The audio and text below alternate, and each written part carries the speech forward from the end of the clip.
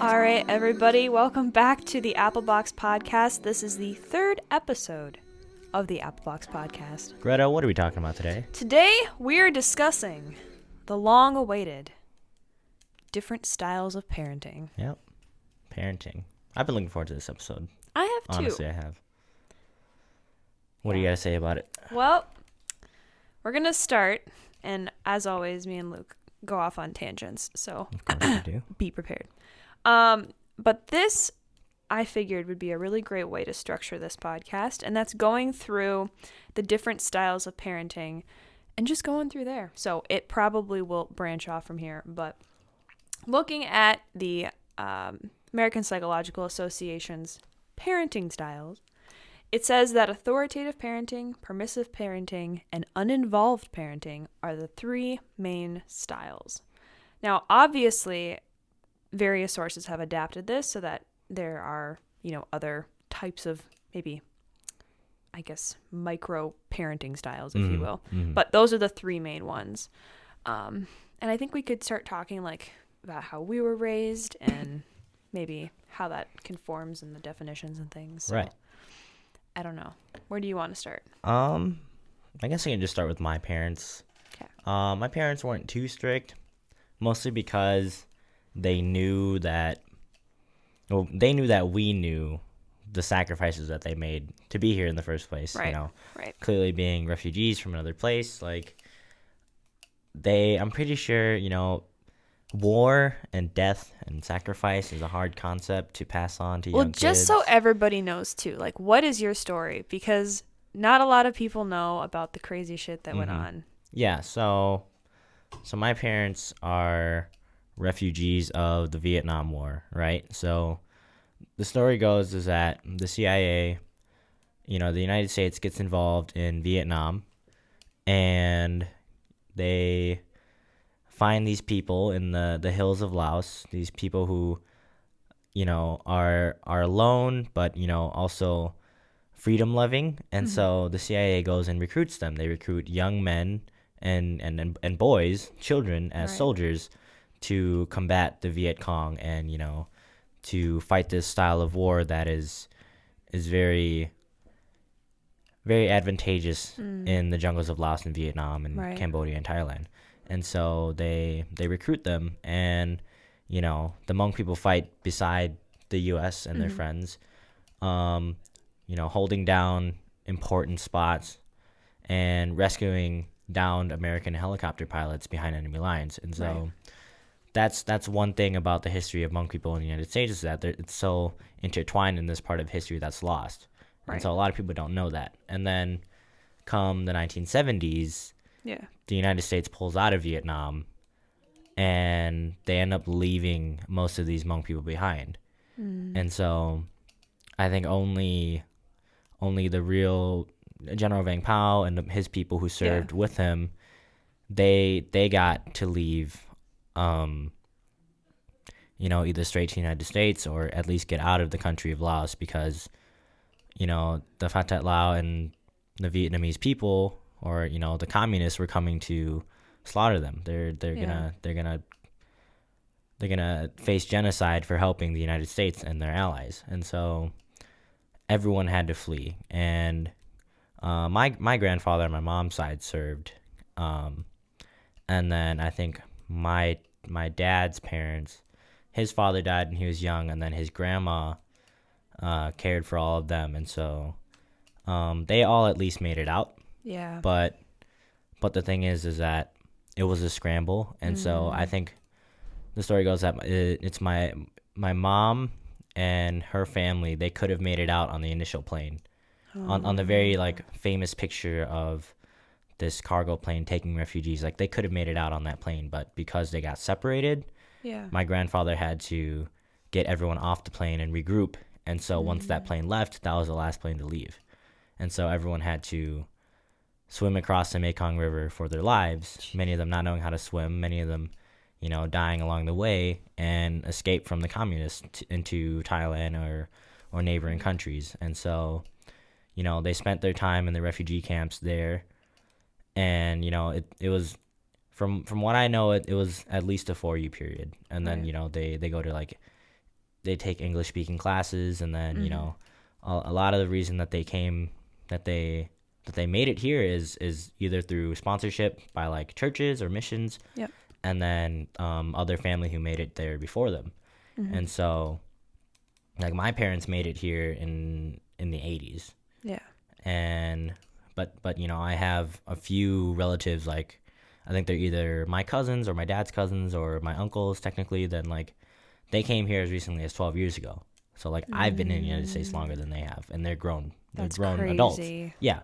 And so what is hard to instill or teach children at a young age is the sacrifice that Yep. they had to make. They Yep. had to leave their home, Yep. one, for their survival, but two, also for in the future, looking forward for their children. Us just being born in the United States is First generation. first generation. It puts Right. us miles above where they started. And Right. so like my parents didn't have much college education between them at all, but Yeah. they knew to instill Values. values of value your education, value your time, value your respect to others, and respect for yourself. Be grateful. Yeah, and be grateful. And they didn't really say like we went through a war, but Yeah. you knew like just by the communal values that like everyone is important, and like it's hard to be here without everyone that you loved, because they lost family along the way, they lost family in the war, and I say lost, but it doesn't necessarily mean dead. It means like like they don't know where they went. You see videos of people reuniting like 40, 50 years later, or you see posts on Facebook like this man is looking for his friends or his brothers, and he brings up a picture to these people, and this is his name, and he asks if you've seen my brother, and some of those stories work out and some of them don't, but that's just the reality. Yeah. And so my parents, they weren't too strict, but they instilled enough of that in us to. I mean, do you think, like, because obviously every culture, parents are different. Yeah. Like Chinese culture of parenting, and maybe Daniel, you can reference this too. But Chinese culture of parenting is definitely like different than Hmong culture of parenting. So I don't know. Yeah, I guess I can maybe talk about Yeah. my story, I guess. 'Cause or you my got a parents. story, Yeah, it's for Chinese. sure. I think there's different, especially I know there's a long history of like Hmong refugees in Minnesota, so Right. it's very peculiar. But in terms like, I guess, my side or my parents' side, it's kind of more on like an academic, like merit, like kind of like immigration story. Right. Whereas like, my dad got like a green card here in the U.S. and kind of went through that immigration process, which is, slightly different from, fleeing from like the horribleness of war and all that. But yeah, there's a lot of, I guess, in that sort of background, I think my parents were a little strict, the first beginning, this is like, I got here based off my academic genius or something. Well, you didn't say it like that pridefully, Right. but it's kind of like, that's what I always sensed when I was younger. So it's like sort of like inferiority kind of complex, where it's like, Yeah. like I did all this, and now you're just here living the good life or something. Right. Yeah. Right. So Well, that's so true too, because I think like that's, I don't know, just an interesting thing to look at, as well as like how culturally different cultures raise their or like are supposed to quote unquote raise their kids to be like a certain way. I don't know, because I feel like, I guess it's hard to say for me because I have so many different influencing factors for me. Like so if y'all don't know, when I was 4, my father passed away due to an opioid overdose, which resulted in me and my mom being together for quite some time. And then she met my current stepfather, who is amazing. The two of them are married, and I have a 7-year-old sister now. But she definitely didn't have the same parenting that I received from my mom. She had a very, I don't want to say passive parenting style, but her mom definitely wanted her to be like her little idol and all that kind of stuff. And for me, I think she realized that we needed to have more of a deeper connection than that. But that's just also because of situation, and I think that's a big part of it. Like in your case, for example, like your family came from a very serious background, and I think that seriousness was so prevalent that it's like, yeah, we want you to succeed, but understand that there's more to life than just what's here now. Like, Yeah. there's so much grander Yeah, than just yeah. the material things of the world. So like, yeah, I mean, continuing with that, it's just like, because my parents weren't too educated, like they knew that there was a certain point where they couldn't help us with our homework anymore. Right. Or there's certain aspects of life that they will never be able to teach us. Exactly. But what they did know is, how to be a good person and how to treat others right and how to treat yourself right. And they taught us that well. And they were strict, but not too strict, because there was a level of trust between us. So like, we know that, they went through all that. And so they trust us to not waste that, Right. to not waste that sacrifice. And so they trusted us to, okay, we're going to let you go out to your friend's house, but you got to be back at this time, but we're not going to be too strict. Or, we're going to let you play sports. We're going to let you do your homework or hang out with friends, because we know that the sacrifice. And so I think that just carries a lot. And then, we grow up and we learn the history on our own. They didn't really teach us the history either. Right. But we learned the history on our own through other friends and through the internet and all that stuff. And so, it drills home without being explicitly said. Wow. Well, and I think I'll let Daniel chip in a second, but Oh. I think that, like, I oftentimes thought as a kid that my mom was being too authoritative sometimes, because I just felt like there's a lot of times there was a lack of trust, Right. and that lack of trust actually, I think, made my life worse, Yeah, because it caused me to feel like I couldn't do anything right, and that was down a spiral that I don't want to go down again. And I realized that was probably mostly just teen, angst and all that kind of stuff, which, just Right. adds so much wonderfulness Right, to right. everything. But I think even during those times when there were really weird rules that I just didn't understand and didn't make sense, I understand why they were there. Yeah. Does it make sense now? Like, would I probably? No. But, like, I completely understand why. Right. And that's just it too. It's like, I think both you and I, Luke, especially, have been blessed with parents who, at least, I'll just say this, most parents want the best for their kid. Right. How that has an effect on their child, that's a different story. Mhm. But yeah, anyway, Daniel. I thought it was really interesting because, like, I guess from like a Chinese, American parent standpoint, right. it's a lot different. I know, Yeah. like, my parents are actually like the least like restrictive out of all the Chinese parents, but still more restrictive than what you described, Right. like Luke. And I know there's some people. I know this one guy. He's like, he didn't even let his like son, like 16-year-old son, like go to like a sleepover with a bunch of other people from church, which is like, what? It's like, Oof. it's like, come on, it's just.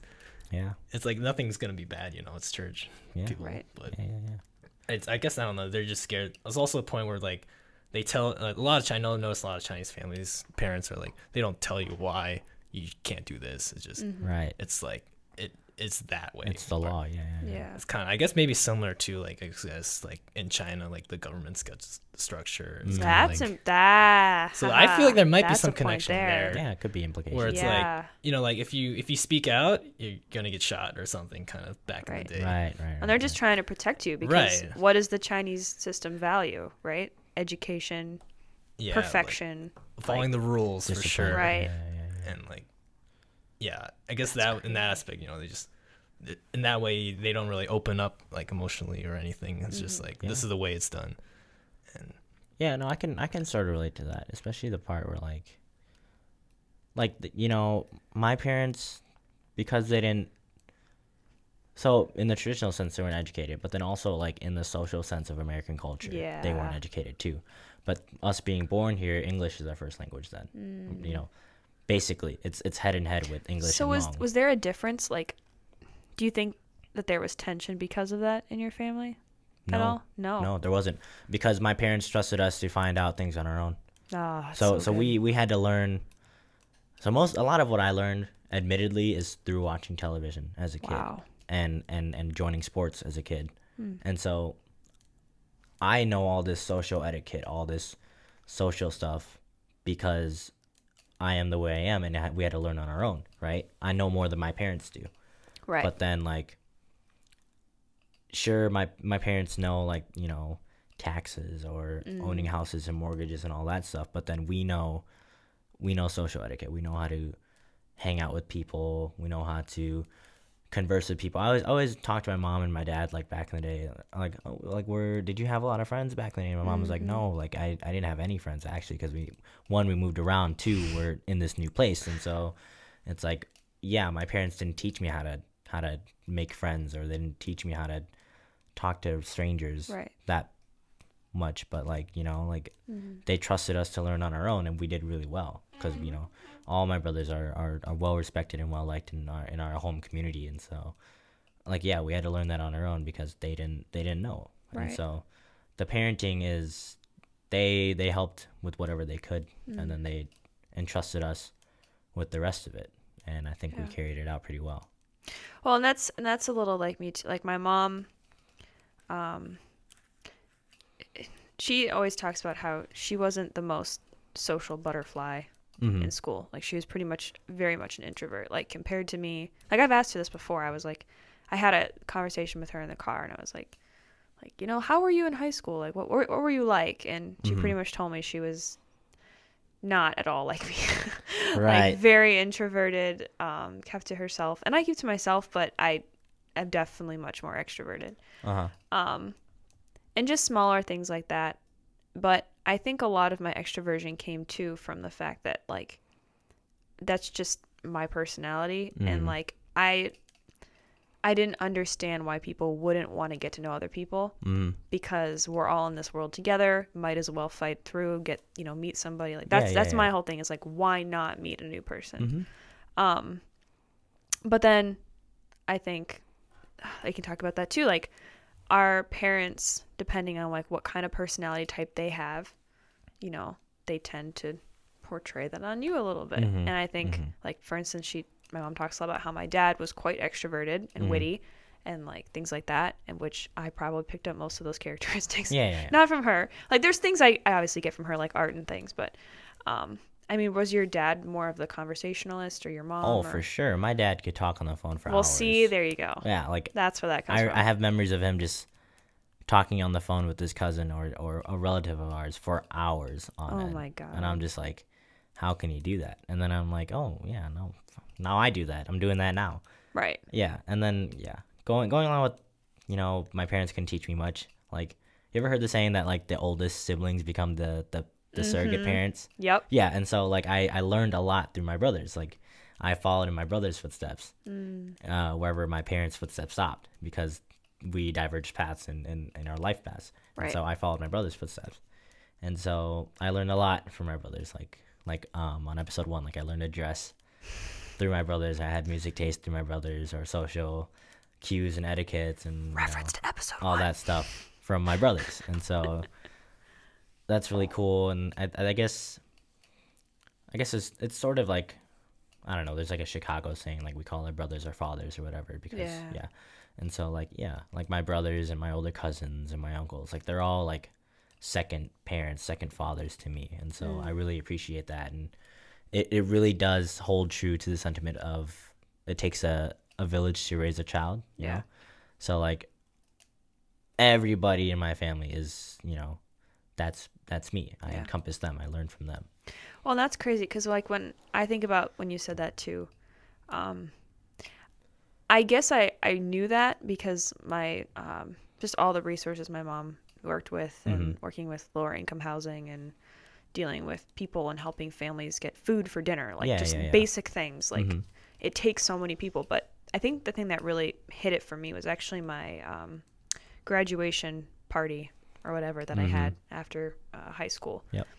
And just all the people that knew me during that time in my life that came back to visit me from, like, elementary school and high school and, like, middle school, like, just every time in my life. And adults that like knew me as a kid, like, all coming back. Like, that's when it hit me, because I was like, wow, like, these people, like, my mom could never have done this alone. Could she? Sure. But like, it really takes tons of resources and people. Yeah.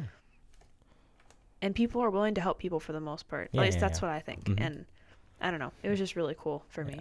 I experience. have an interesting point to add on to that too. Like growing up, I never had birthday parties for my friends. It was always birthday party with family. Yeah. And I think that's an interesting Yeah. thing too, because Hmong people are so diasporic and spread out You throughout got the a country big family, and around man. the world. Like it has been, celebrations, get-togethers with family more than Right. with friends, and it truly just taught me to value family and love them unconditionally, no matter how much we get on each other's nerves. And I think yeah. off of that point too, like when you're with your family, right, celebrating your birthday, the day you were born, Right. there's just something really special about that. Yeah. Like, you can go off with your friends and goof off and Yeah. have a day. Like, that's fine. But I think on your birthday, like being with your family, and that was something, like, sure, I had birthday parties, but I was never the person to be like, let's have this grandiose thing. Because at the end of the day, like, the only one who, I don't want to say truly cares, but like your family. Because you're the one who most impact them. Yeah. And I don't know. I just think it's really Yeah, cool. it's always a big get Family's together. Any birthday, any celebration, any milestone, it's always all family. Like Right. it's mostly family for the most part, and then it's whoever in-laws come in or boyfriends and girlfriends. Like I love that shit, and like you can never replace your family and all that stuff. And Right. yeah. it's always been family. Well, I guess I don't want to be like a Debbie Downer or anything on this rendezvous, but I guess like in my kind of family sense, it wasn't that close to me personally. Like literally no one in our family like talked to each other for like 5 years. No, like, see, during and that. that's- I think that's different, especially because like there's different compositions of like personalities Yeah, between yeah. the families. Yeah. And also, I think Chinese families are typically doesn't have as many siblings because of Yeah. one child policy stuff Right, like that. But- right. Okay, that's and another yeah, episode. that's another thing where it's just like we kind of just screwed ourselves over in terms of like I guess having that closeness really. And even then, I also wasn't really close to my friends as well. Yeah. So it's kind of like every birthday's like, yeah, we have our 1 day or 5 days together as a family per year to like celebrate something. And it was just like, because we didn't like do anything. Like we just went to school, went to work, did all that. Yeah. And it was just tough, I guess, in terms of like, finding some support. Yeah. Yeah. But I know it's great to hear that there are other people, like especially for you two, Right. to like have like that kind of. Well, and that surprises me because, like, well, I guess, not every statistic is the same, but I just remember when we were in our psych class, we talked a lot about the differences between cultural norms and Yeah. parenting styles.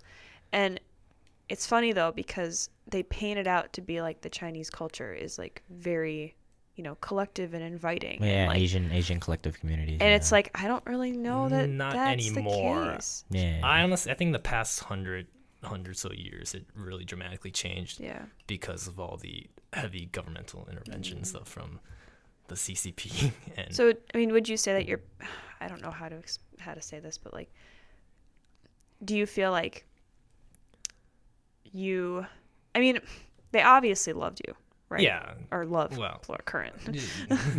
And they obviously, I'm assuming, do, but it's just expressing that. Yeah, it's that's difficult. Yeah. It's different. Like That's it's a whole very thing, muted. too. I think I think there's like a huge change, especially now in China. Just people don't like they're really focused on their career and everything because that's what the government keeps telling you, like, oh, you got to do good for the country or something. So I think a lot of it it took away that family aspect, especially with that one child policy thing and just I guess just the general like heavy exponential growth of China just made everyone there have different like value systems from the rest of the world.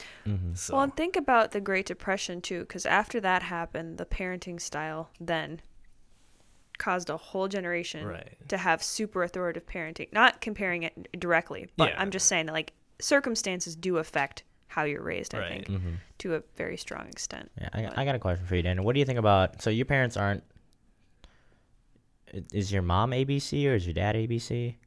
ABC like American-born Chinese. no, they're both. They're both China- okay. They're both Chinese-born. Chinese. Okay. So I'm So you're second generation. I'm not sure what. no. I first think you're gen is. you're first because Okay, you're born first. here. Okay, so so do you that's think- that's where it starts. Do you think the difference is between like mainland Chinese people and ABCs. Like, do you think ABCs? There's a huge difference. Yeah, so Especially in ABCs China, probably have like, that more family-centered value, right? Yeah, because I think especially if you're like an immigrant to like America, you kind of learn that Mm-hmm. America's Yeah. more family kind of oriented, where in China it's more career driven. And Right. I can see a lot of the difference, especially when there's Chinese international students that come over here. It's just awkward. It's like, Yeah. it's I've like- noticed that too, because for y'all who don't know, I do swing dancing. That's my thing. But Hey, Same with me. same with Luke Hey, and Daniel. I got Yep, it. we're all swing dancers. But there's been times we've had exchange students come to swing events through students who have come and whatnot, and it's very hard sometimes because they're very happy and excited Right. to do it, but they don't know how to quite interact. Right. And it's just dance with someone, and they're just kind of what what is this? Right. And it's just very interesting because it feels like there's a whole layer of them that just needs to be opened up that they Yeah. can't get to because of all this control and stuff. Right. Yeah, I'm like really extremely critical on those like Chinese, like mainland Chinese people who come over, and like I think that's partially because also like their mentality Yeah. from all the propaganda. I'm like the harshest critic on China right now. Well, you have a so- right to be. Right. But yeah, it's just I don't know. It's just so like I feel like also their style going back to that one is like they always like have like some like hype beast gear Yeah, and like yeah. have random words everywhere and like they go together like, oh, let's go eat some hot pot together at and only Yeah. dine in Chinese restaurants every single day in the US. It's like what? Come on. Yeah.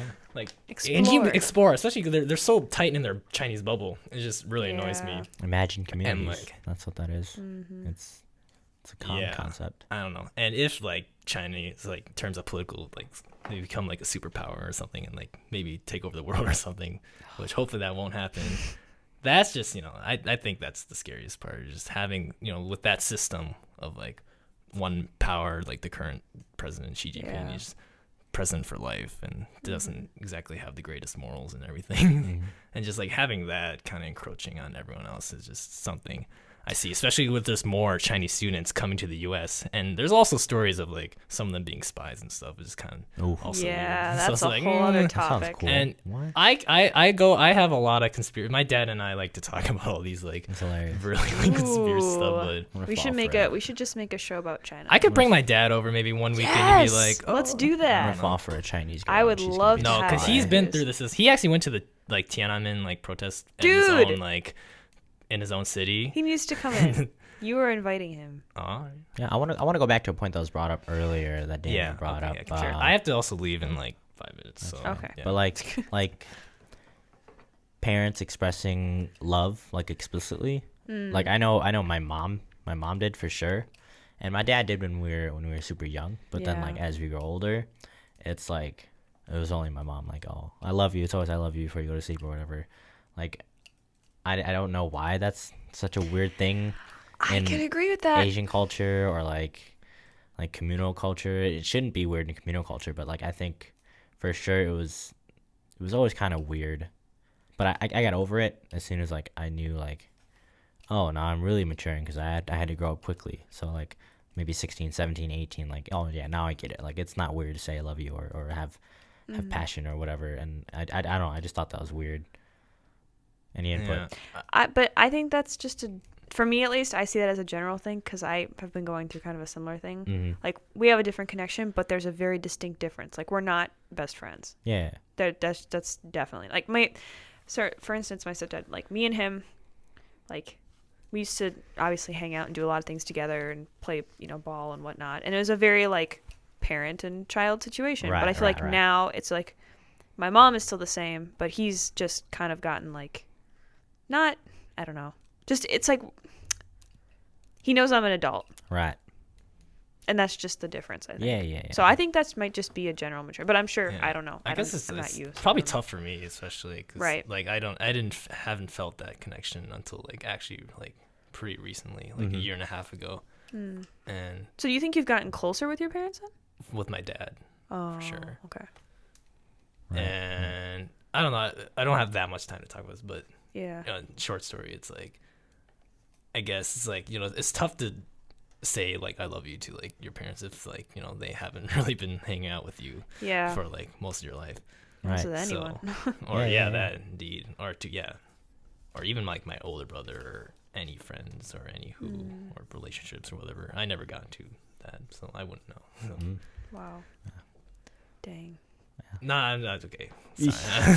Whew. Yeah, so I can transition from that. So I guess my parents like never, well, my mom, but then like my dad, kind of like it's hard to express stuff. So then like, Yeah. how were your parents about talking about like sex and STDs Oh. and sexual health? Very open. Very open. Okay. Because here's the thing, my grandma on my Uh-huh. mom's side, Yeah. she didn't talk about shit. Yeah. And I'm serious. Like, when my mom, I think she told me this, but when she got her period first, she Uh-huh. had no idea what was happening Yeah. because she didn't learn anything. Right. And then it was just like, oh, this is happening. Like, this is what happens. And Yeah. Like, there was no like, So hey, it's not proactive. It's no, reactive. I was like, my mom was very, very proactive Okay. and being like, here, because she knew she didn't want me to go down the same Yeah, path yeah, and yeah. respect body and all that kind of stuff. Uh-huh. But yeah, I don't know. That was my mom. Daniel. My dad's like, yeah, you guys have health class, right? yeah, I think my parents trusted the public education system too. Ooh. And also my brother was like, don't be a fucking asshole and get a girl pregnant in high school. You want to do that? Like your life's over if you do that. And I was like, yeah, you're right. That's a whole other topic, but Yeah, can we but- trust our schools to teach us everything? I mean, Oh. shit. I went to a public school. We all went to public schools. Right, but is it different now? We're pretty all right. But is it I think we're different pretty all right. now? But yeah, like I learned to my brother, like, don't be a fucking dumbass. Right. Use a condom. And I was like, But see, that's the thing is, like, even though you learned it in school, you still had your family, someone in your family or someone with influence who gave you, basic advice, like, hey, well, yeah. don't goof I off. mean, he said it when I was like, going into like high school, I guess. Right. And he's like, don't be an idiot. Like, you're gonna go play soccer in college, and like, don't pass up all that. Don't get a girl pregnant. And I was like, cool. Thanks for telling me. But yeah, that's and then we can transition now. Like, what are things you want to hope to pass on to your kids? Like, I hope to be open, like very open with my kids. Yeah. All right, you know? I guess real quick before I leave, I can answer that. Yeah. Yeah. So, like, I guess what I want to pass down is just like I want them to have like the freedom to like do a lot of things, Mhm. but like also teach them as well like the horrors of life. Because Yeah. like sometimes you can't just like go do whatever you want, like, and not tell them about the dangers, because there's a Yeah. lot of stuff out there that can get you into deep trouble, like in terms of like ruining your life, kind of. And I guess I just want to be more, I guess, less restrictive, kind of contrary to my own parents, More, or but less to a point where I also want to inform them on Yeah, yeah, stuff. yeah. Yeah. So yeah, that's my 2 cents. tidbit Yeah, before that's a I good go. answer. So Thank you, Daniel. yes. So based on the top 5 personalities for me, I am You gonna mute 100%. your mic? Yeah, I'm gonna mute it. Oh, okay, there you go. You guys can do the rest, right? Yeah. Bye. So based on my top 5 personalities, I am 100% open. Right. I forgot So- about that. Guess what? You're gonna be. Yeah. Yeah. I'm gonna encourage that Yeah, because yeah, that's yeah, yeah. that's my whole thing Openness, is yeah. communication and openness, because I feel like when you create a layer of like, there's authority Uh-huh. and then there's like, I don't know, it's hard to explain. It's like if you have a teacher in a classroom, right? Well, And they're like, I expect to have a perfect paper, uh, and then you end up getting so scared about it that you fudge the whole paper because you're Right, right. afraid of imperfection, mhm. right? And then you hand in the paper, and then you can't tell them like, oh, well, I actually did this because it was too hard. Yeah, like yeah, that yeah. shouldn't happen. Mhm. You should be able to have authority, but then be like, well, okay, listen, Understanding. I'm really struggling here. Yeah. yeah. Like I don't know. That's No, my it's whole it's beat. like well, it's like that question for kings, like, is it better to be loved or feared? But, Right. But yeah, like it's like it's both. I hope to be open with them and become best friends with them, and like talk through anything, because I know my parents weren't there for me in the sense that like they couldn't really talk about that stuff, because it was like Yeah. it was weird for them, because they didn't know that open style. Like they just they knew to go farm and to do all this stuff for the farm before getting back in, and that was it. They went day to day. They didn't have time to contemplate about she's not texting me back or stuff like that. And Mm. they only worried about, okay, you're of age to go get married. You're gonna go get married. You're gonna bring home a wife, and you're gonna have children to help maintain the land too. And so, yeah, especially being first generation Yeah. American, like I hope to instill openness and understanding, and but still be authoritarian. Authoritative Mm. is the better one. Yeah. And so, yeah, cuz like I want to be I want to be best friends with my kids, but I don't want them to call me by my name. Like, do you call your parents by their names? Do you call your mom No, by her name? I just or- call her mom. Okay, and good. dad. Because like that's a very stereotypically white thing to do. Like call your parents by their first names. See, and that to me is no, That's weird No. as fuck. no, That's so weird. that's messed up. Like that, there's a certain level of respect in calling a person mom or dad. Like I still call my grandma Oma. Yeah, Like I don't say like, oh, my grandmother Karen. Like yeah, like what? Oma Karen, I guess. But like like It's just- that just- title still has to be there. You can't just call them by the name. Like I Oh call yeah, my mom happens to be blank to blank. Like I just know. Yeah, like I can't. like sure I say Uncle Jerry or Auntie Macy, but like still it's that That's- title. it's That a title's title. there. Yeah. And I hope to just don't ever call me by my first name. God. That's weird. That's weird. so weird. I hate that. Yeah. I absolutely hate that. I hate that. But yeah, and then going on like, love family, love the people who love you. If they're not family, like bonds are strong. Bonds can be as strong as blood is, Yeah. and all that stuff. And yeah, just be smart, but also be emotionally smart too. Yeah. Don't overbear yourself with like perfection, but Mm-hmm. know that you can fail, but just have a good attitude about things. Well, and that's one thing that because I've obviously done, psychology is my thing. I've seen a lot of, child psychology and theories and things. And the one thing that I've kind of summarized based on my own personal experience, just watching my sister grow and develop and then reading things and learning, it's like, I think the most basic thing you can do as a parent is to be there to provide them with the basic necessities for support and advice, and to be there for them when they need you most, Mm-hmm. but ultimately letting them become who they are Yeah. with correct guidance. And I Yeah, mean, yeah, correct yeah. isn't like Yeah. not, stealing and all that kind of stuff. Yeah. No.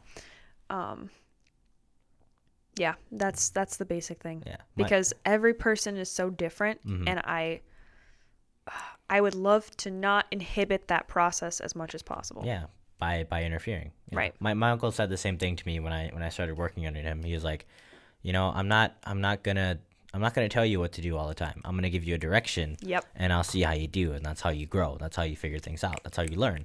And I was like, oh, thanks, Uncle John. Like that's actually really cool of you that you did that. And it was good. I did grow while I was underneath him, working with him. So I kind of want to do that too.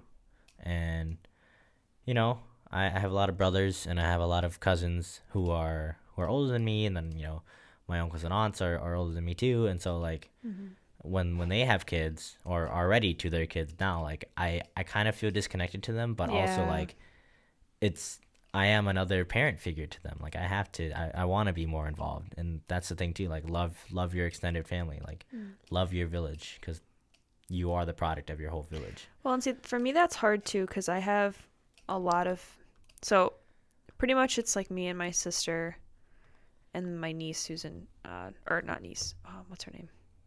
Cousin in Ohio. But anyway, the point is that a lot of them are graduated or are finishing up grad school Right. now. And the hard thing I say for like our family is that my mom and my dad, to some extent, and I all kind of agree that, well, my mom especially, but it's like, do anything to the fullest of your ability Mm-hmm. and you will succeed. Yeah. And if you love that and you put your passion into that, and Yeah. you Have have passion, faith and yeah. have faith in what you do and do it for a good cause, you will be happy with your life, and that's fulfilling. Yeah. That's all you need to do. But I think where it comes in is that there's a lot of outside influence from them because they're like biostem, Yeah. just the one girl, she's a flippin' math genius. Of She's, course. engineering sciences to save the world through cancer. Like, Mm-hmm. you can't yeah, expect, yeah. like, that's cool, but, like, I'm not Yeah. going to be the bioengineer. Yeah, That's just not who I am. Yeah.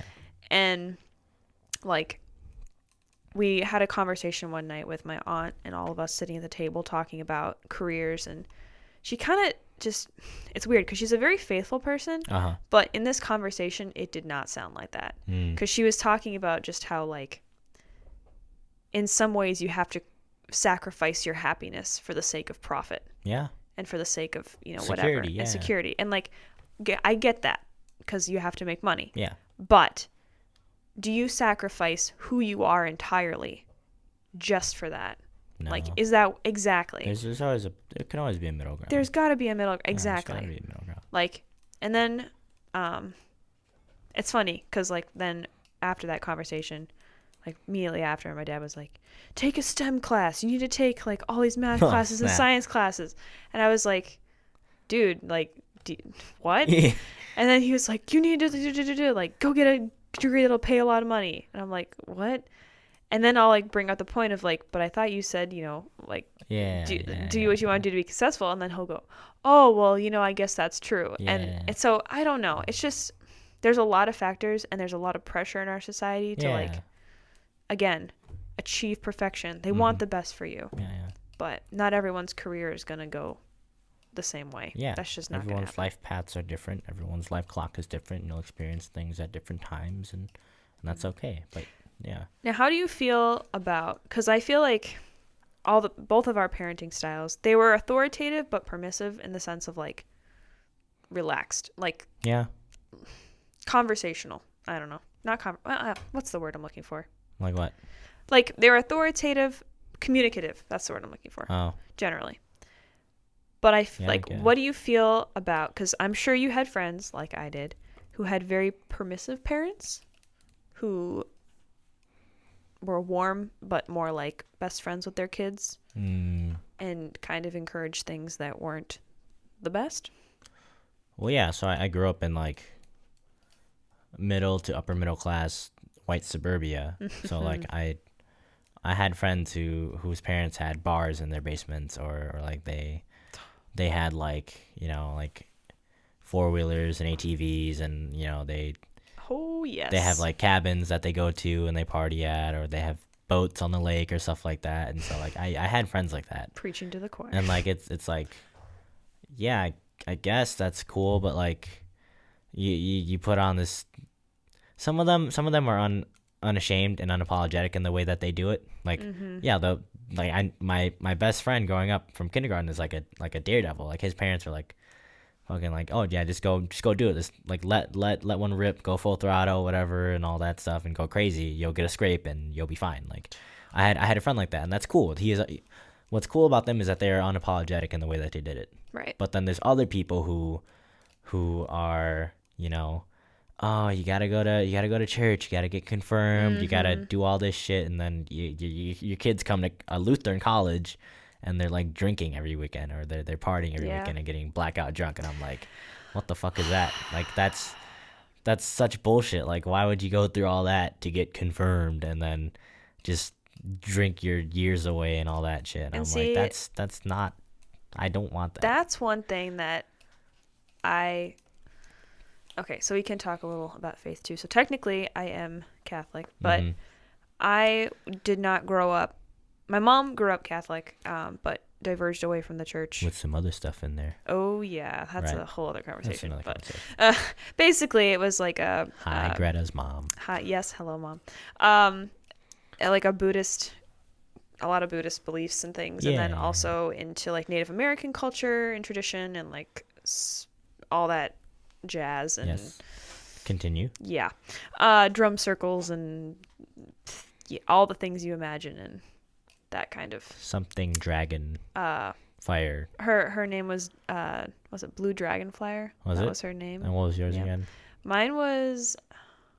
Don't say it. They'll find you. I'm just kidding. They probably. Yeah. Oh man, no, it's probably fine. I think think it was Silky Sweetwater was my name. Yeah, I was gonna say something about water or a lake or Yeah. something. But continue. So Anyway. you didn't grow up. So the point was that Technically, you're I Catholic. didn't grow up technically with faith. Right. But now after my sister was born, she kind of realized that she messed up. And she went back to the church after my grandfather, who was amazing. He's practically a saint. Right. When he passed away on their wedding day, Mm-hmm. she took that as a sign for her to come back to faith. So Yep. she went through that and refound her faith. And for me, I was always taught with the idea that I have the option to come back or not. It's entirely up to me. And so right now, technically, I'm undergoing RCIA, which is the training process to become basically confirmed Oh, to really? take communion. Yep. Oh, I didn't know that. So part of that means that I am basically learning a lot of these things with a much more mature mind. Uh-huh. And to be quite honest with you, because me and my mom had actually our whole family had a really deep conversation about this. But the fact that sometimes not getting confirmed as a kid, or even like that kind of influence, in some ways is almost a good thing. Right. Because you can't expect a 7-year-old to remember all of these things and actually understand the gravity Yeah. of these teachings. I mean, I don't know. I just think No, it makes sense. there's a maturity yeah. factor No, it's there like- for sure. I think my church has a thing like you don't get baptized until you're ready. Right. Yeah. Or yeah. So, I think that's my church has one BS thing about it. I think it's pretty BS. It's that like their membership program is like you have to take like 4 like 7-hour courses to to be like whatever this like level 100, level 200, level 300, level 400. And I'm like, I get that we're a CMA, like we're supposed to work to be missionaries, but like my whole thing with faith is like however you decide to believe and however you show it is how you do it. Yeah. So long as you have faith, then that's okay. And see, that's why for me, like, because technically I am a Catholic. Am I confirmed? Not entirely yet. But I do think that the idea of having an RCA program, it's just one program, and then it's like, okay, you're on your own. Right. And to me, that's fine. Mm-hmm. But yeah, when you get into levels, that's concerning because that's Yeah. like you're not better than someone else, or Yeah. you're more faithful. It's and like we're all the same. any way you choose to believe is Yeah. fine. Like some people are hand raisers in church, or some people sing really loud in church, and some people are quiet. But at and the end of the reserved. day, when we're, passed away and at Yeah. the grave, we all are the same. yeah. Honestly. So I'm like, why is that a thing? Why is that a thing, church? I don't But then understand yeah. that. So that's one thing that I also want to pass on too. It's like, well, however you show your religion, however you believe, then that's fine. And I don't know if my children will be born into my religion, Christianity, but hopefully they are. Hopefully they take to it. I know my dad wanted us to be, pretty devout when we were younger, go to church every Sunday as a big family and all that stuff. Never really liked it because I was a grumpy kid. I was always tired. I was always crying. I woke up crying because it was early in the morning. Oh. So, but, and I never wanted to go into the daycare downstairs. I always wanted to be with my mom. So I was sitting in the pews with my family, sleeping. And so, Sounds like me. yeah. So like, that's that. But then when I grew older, I realized, the importance of faith and like, yeah, it leads you to be a better person. And so I want to just pass that off. Like, be a good person. Hopefully your faith, whatever you choose, my child, like make sure it doesn't affect who you are and how you treat people, Well, and that's key to it, and that's something that, again, along with openness, that I really am hoping to give as a parent someday is showing rather than telling. Yeah. Because that's the one thing that always has pissed me off whenever there's people who say, like, don't do this thing, and they go and do it. Yeah. It's like, why would you do that? And it irks me because there's obviously, situations that happened in the past, like, hey, I did this, I messed up, don't do this. That's one thing. But it's like, if you tell someone, hey, don't do this, and then you go and do it, that irritates me because that shows a level of irresponsibility as a parent for Yeah. you to take control and show your child the correct way. Yeah. because they ultimately are going to look up to you. Yeah. So whatever you do, guess what? Monkey see, monkey do. Exactly. Yeah. So that's one thing, is show your kid how to be nice and respectful and treat people and all that kind of stuff. And I'm guarantee they'll probably, unless they have a, Psychopath. behavioral disorder or something. No, yeah, like it's like, But we're not gonna talk about that. talk about mistakes, or if you do something, be honest about it, and make sure they learn from it as well as you learning from it. And yeah, that's one thing too, like especially with my culture, like I know my dad doesn't want us to drink, but then like my culture is like very heavy on drinking and all that stuff. And You've talked to me about that before. And so it's like,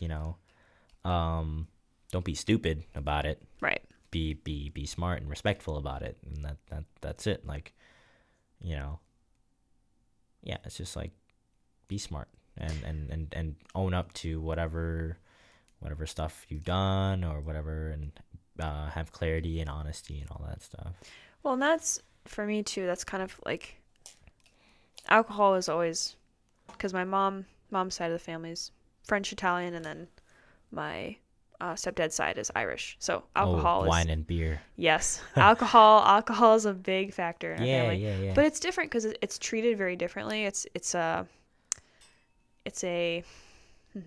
like smoking a cigar on a Sunday afternoon. Like it's that type of like of just relaxation. When you say that, and what? I think of the picture of your stepdad. Oh yes. Yeah. He had a good time with that. That was his birthday. Yeah. It was pretty Father's Day. Not his birthday, Father's Day. Yeah, I just remember that. But it's just the fact of like it's supposed to be an enjoyable thing, and you shouldn't abuse it. Yeah. Can you have a little fun? Sure, but there's consequences. Yeah. And personally, I've just decided not to, because I don't. What's your It choice? doesn't do anything with me, Yeah. and I feel like it's For sure. It is what it is. But yep. Transitioning. Transitioning. Do you think nature or nurture personalities? So, as I've mentioned before, technically speaking, in the Minnesota Twin Study, which was done back in... Oh, I remember this. Yep, 1990s, yep. 70% of us is genetic. Yep. 30% of us is based on the environment. Mm-hmm. That would be the nature versus nurture argument right there. Nature would be 70, nurture would be 30%. That being said, how you are nurtured affects how your nature is displayed. So if you look at like Harlow's monkeys, for example. Oh, Harlow. Yep.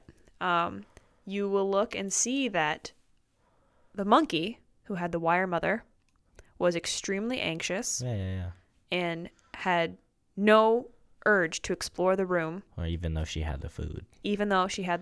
Yeah. The monkey would not explore the toys. Mm-hmm. But as soon as that fluffy comfort mother was there, that kid was exploring, checking things out, hanging out, which to me is extremely concerning, because when you have a lot of these, unresponsive parenting styles and, not providing comfort, like what you're doing is you're inhibiting your child's ability to explore the world. Yeah. And that means that there's a whole box that they're just completely ignorant to, that they don't even know. Yeah. And that's sad. Yeah.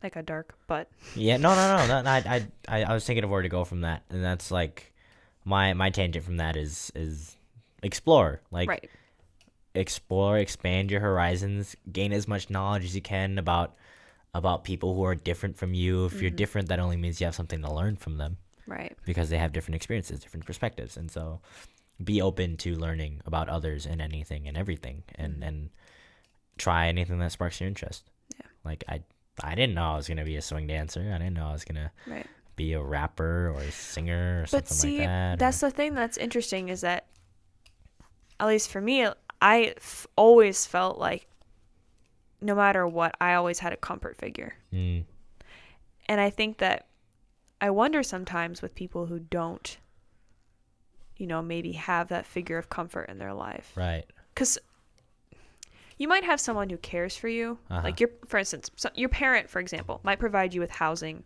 the resources, the food. Yeah. But in areas that are rougher, they tend to find other people who give them what they need and comfort and support and love that they don't get at home. Right. right? Right. So then they end up using that as their resource to go explore the world Yeah. and end up doing a bunch of things that aren't okay.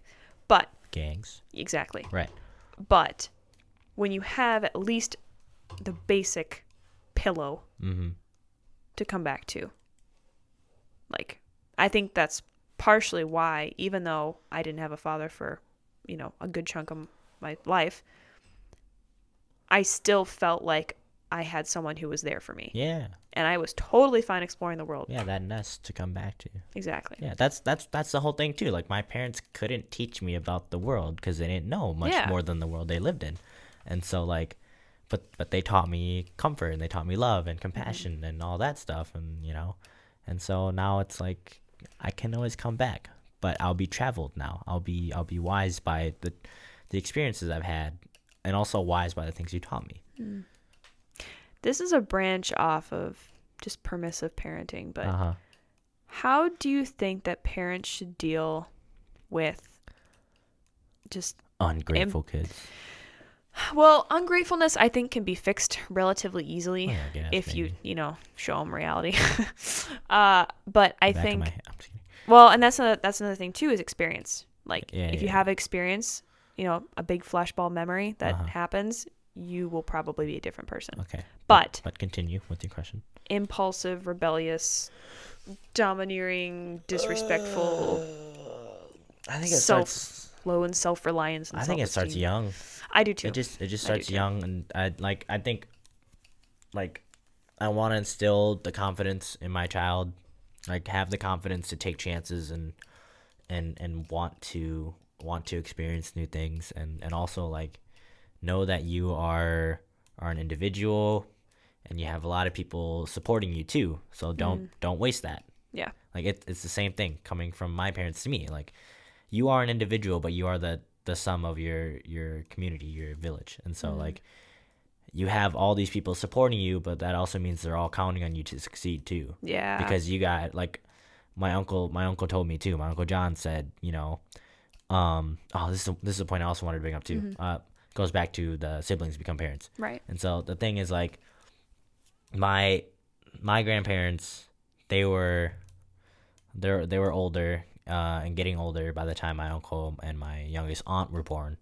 And so like they were working. They had to work to support the big family, right? And so they were never around basically. And then so my mom is the oldest sibling and her brother, like they had to take care of the rest of the siblings. And so my uncle told me, he was like, I take care of you guys. He gave me the internship, all that stuff, and he teaches me about life because my mom and my dad and her brother, they raised them. So he's like, you got to pay it forward for these generations Yep. to come up after you and take care of you. Yeah. And so, And that's something that the current millennials, like the 20 and 30-year-olds, they're not doing. right. They're completely ignoring that. Yeah. So like that's the thing I want to instill. If my child is like a fucking asshole and he's like ignorant and impulsive and rebellious, it's like, hey, let me break this down for you. I'm paying it forward for you in order to pay it back to me. Like that's the thing. But then like I'm sure like my brothers will do the same thing. My brothers will become Uncle Johns to my sons or my children. Right. And I'm hoping to be the same person for them. Like, yeah, like my brother took care of me when I was young because my parents were working. And so I'm taking care of you. So you know that it comes full circle and you have to take care of us. Like I remember my uncle said, like he hosts these sleepovers, and when we were young and we couldn't really contribute that much because we were all in, high school and all that stuff, it was only him and my older brother and maybe my second oldest brother like helping finance these small sleepovers. And he was like, hey, don't worry about contributing right now. Like I'm paying right now for you guys to be here because I want us to be together and bond. Yeah. But what matters is you see this moment, and later on you can say, hey, Uncle John, don't take out your wallet. I got this. Like I want to instill that type of familial bond and responsibility to your kin and my children. And so like they gotta be that's gotta be a thread, or it's gotta be on the back burner constantly, that you have people who are counting on you to succeed. Yeah. So I'm sure that'll sway them from being rebellious. And see, that's why there's again a generational thing. Yeah. Like I feel like our the 99 or 2000 to Gang. what? Gang.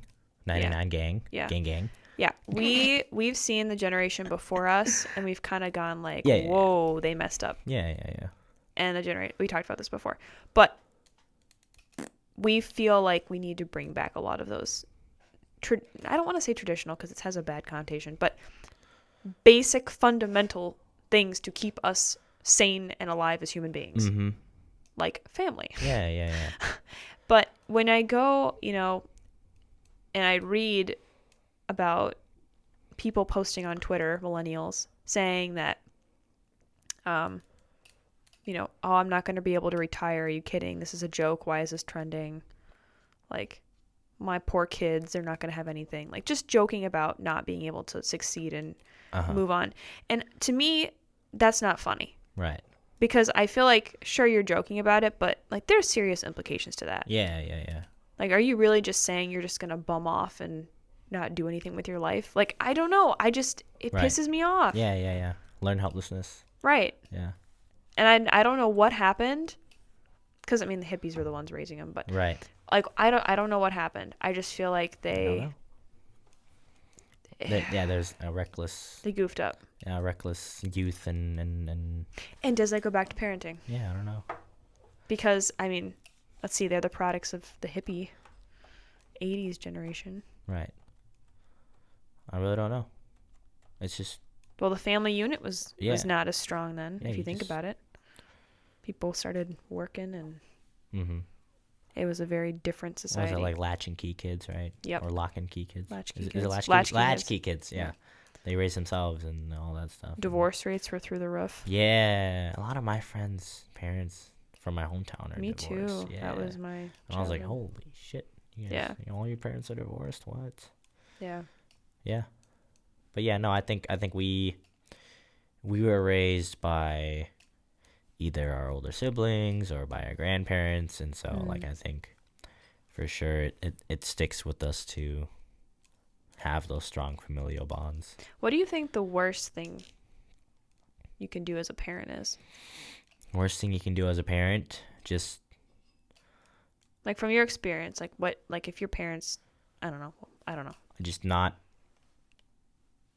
give a person the right to the unconditional love they deserve. Like I said before in that sentiment, like all any good person deserves in this world is someone who loves them unconditionally. And for a lot of people, that's a parent. A parent should love one's child unconditionally.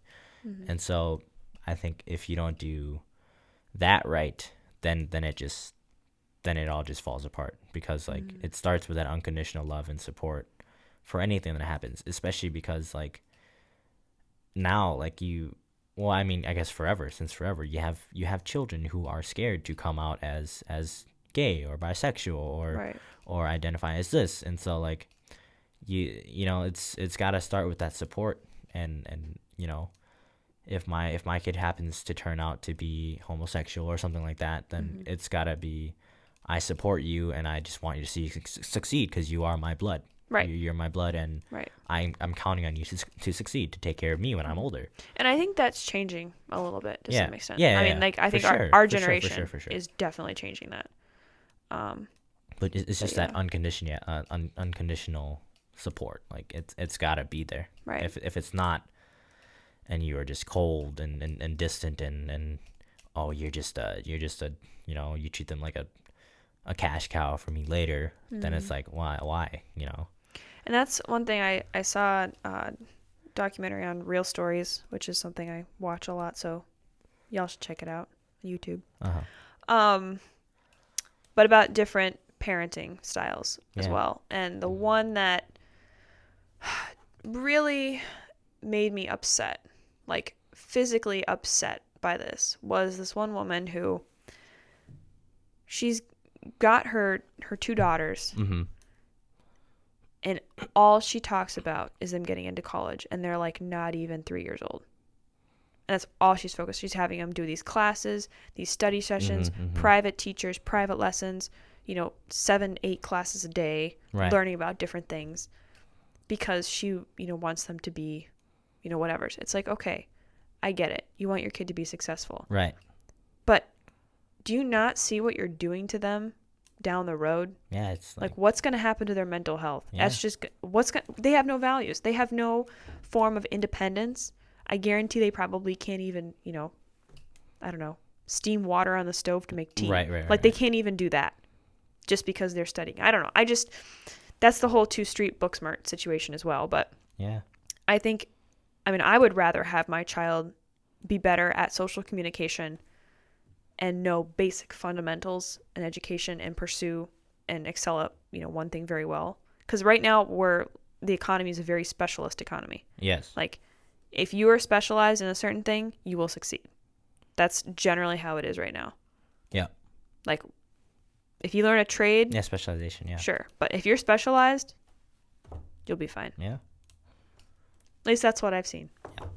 But yeah, like what if you teach them just hard work and like no compassion or no care, then it's like they become robots. Right. And like when they had the interview with her, they were asking her like, well, like, do your kids do anything for fun? It's like, well, we don't have time for that. We just have to study. Right. And I'm like, Yeah, isn't that like tiger parents or like wolf yes. parents? Yeah. Yeah. And that's scary because there was one girl too. She actually murdered her parents because they were so strict on her Yeesh. and she couldn't take it anymore. Yeesh. And that kind of stuff scares me because it's like to put that much constraint over this thing that's yours. To make them want to murder you. Like that's insane. Yeah, that's what the hell? What is that? Yeah. That's insane. Yeah. But anyway, I just think that Yeah. as a culture, we just need to relax. Yeah. We just need to take a big, deep breath Mm-hmm. and just let it out slowly. Just everybody. Yeah. Like we all just need to breathe. Yeah. We've gotten so into like the microcosms of everything and like special, like just little tiny things that like we get tweaked about and like, I don't know, it just irritates me. Just be a good person, man. Yeah. And I've often thought too, and I've had thoughts like this, and it's kind of depressing and, typical existential artist thought. But what would it be like if we just had a day where like the structure of our world was just not there? Like technology, like, you know what I mean? Like just waking up whenever, like just the way that nature intended, right? Like we went back to like preliminary days when it was like, This is without our knowledge of technology and everything. No, with our knowledge. Okay, with our like if we knowledge. just But had if we had like a month of just like straight up survival. Yeah.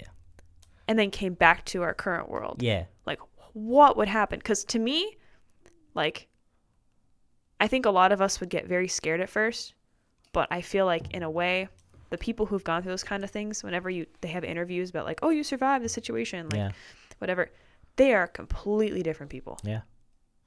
And then there's something about waking up when the sun goes up, going to bed when the sun goes down. Like there's just a natural thing. Like we're meant to perform a certain way, and we take our bodies to these extremes to do things and push ourselves in stressful situations that we're not meant to be in. So would you say you want to instill like loving nature in your kids? Oh, heck yeah. Yeah. I mean, obviously, don't go too far either. There are people you're responsible for and Right. societies existing. Yeah. And jobs. But yeah, I think nature is a very, very, very key important part of that because if you are raised to love nature, you can, I think, better understand yourself to some extent. Yeah. I really do think that because that's how it was for me. Yeah, you're more in touch with it. You're in tune and you're okay with being alone in nature and all that stuff. And there's a world besides your cell phone. Yeah. And your house. Yeah. I mean, I know that because I'm an angler. My dad taught me to fish. Exactly. And all that stuff. And this connects to Nobel. Climate change. Indeed. It's a thing. Yep. It's no bueno. Yeah. Love the world. Love, care for the world you live in. Your home and also around it and far from it. I'd like to live in a nice, clean area. Thank you very much. Yeah. So what's your apple of the day, Greta? My apple of the day, I think today is a pretty basic one, but I think don't get too caught up on the specificities of parenting. Obviously, neither Luke or I are parents. Right. And yeah, that's all I'm going to say about that. But I do think that based upon what I know at the moment, Mm-hmm. in this time, which I'll probably laugh at 10 years from now, there is a way to go about it Mm-hmm. that doesn't have to be as stressful. Yeah. Because I get concerned when there's parents who are constantly freaking out, blogging on Reddit, like, what do I do? How do I parent? Like, what is this thing? It's like, I don't think it's actually as hard as people think it is. You just have to do it. But there can never be a manual for it either. No. Yeah. No. And Yeah. that's the fun part. Mm-hmm. And that's the part that someday I think I'll be like, dude, that's cool. Yeah. But, Yeah. I think my apple is just like, at the base of it is love. And when you love someone so much, even if they're not of your own blood, you worry about them. You want to see the best for them. You want to tell them if they're going the wrong way or give them some sort of direction. And so I think at the base of it is love. Just love unconditionally, and everything should go all right. Yeah. Solid. Love. Love. All right. That's a wrap on episode 3. And Parenting. cut.